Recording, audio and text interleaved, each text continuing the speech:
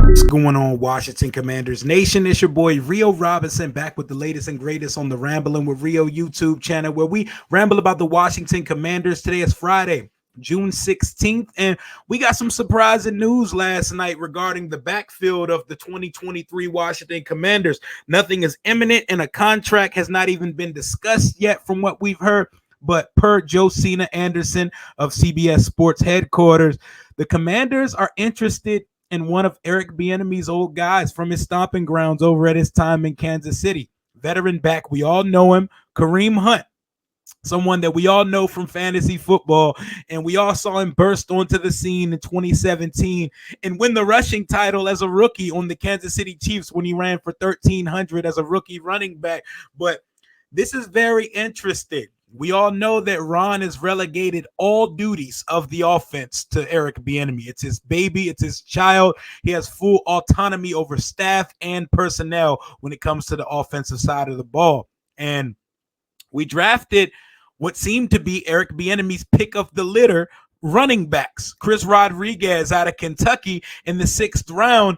And he's been really hard on the guy, but maybe they're not as high coming out of minicamp of what he's going to be in 2023. This is not an indictment of who this guy is going to be in the league, but if we were to actually bring in a guy like Kareem Hunt, that means EB is not playing games and he does not have time to deal with the futility of inexperience of a rookie running back, and he wants 3 experienced hired guns in that running back room. The bell cow of the offense is obviously going to be Brian Robinson Jr., Year 2 expectations video coming soon on the channel. And we know Antonio Gibson's going to be the J.D. McKissic change of pace weapon out of the running back room, which left a third running back who we thought was going to be rookie Chris Rodriguez, and it still probably will be because I'm not sure we get a deal done with Kareem Hunt. But if we bring in Kareem Hunt's going on the roster, guys. This is a guy who's played with Eric Bieniemy. He knows the language of the West Coast offense and the system that we're running here. And while last year was a down year for him, around 500 yards total, just a couple touchdowns, he fits perfectly into this room. I know he's lost a step. He doesn't have the burst or speed as he once had in Kansas City. And my guy Jalen pointed that out immediately in the group chat when we brought this discussion up. And it's been a known factor that he's lost the step speed-wise. He'll fit right here in Washington because we don't got no burners or home run hitters here. And Kareem Hunt's versatile.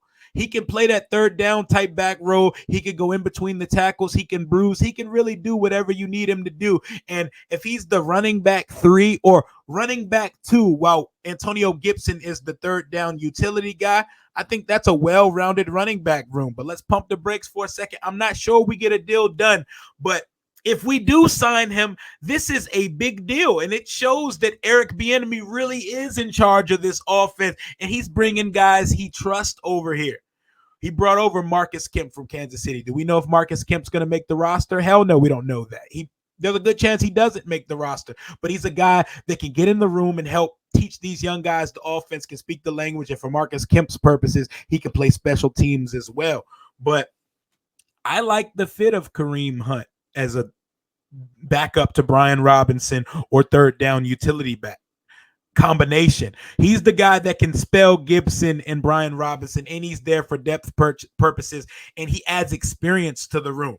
He's in shape, Jalen told me straight up the first time he saw Chris Rodriguez, the guy runs hard, but he looks out of shape. He looked like he was over 240, and I believe he was listed at about 242 during minicamp. But we'll see. We'll see. I'm definitely intrigued to see how this goes. I am all for making your strength stronger. And our running back room seems to be one of the strengths of this team. Why not make it stronger and add a KG veteran to the room? Kareem Hunt is 27.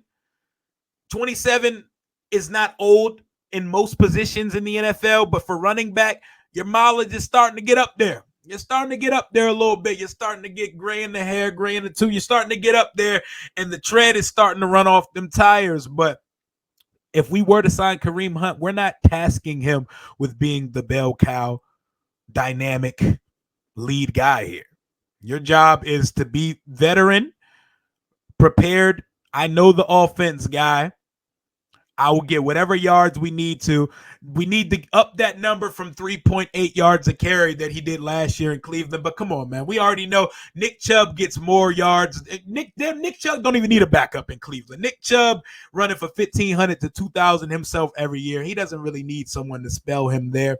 I think this would be a good opportunity for Kareem Hunt. But as of right now, Friday, June 16th, I don't think we signed Kareem Hunt. I think it's just something we're interested in.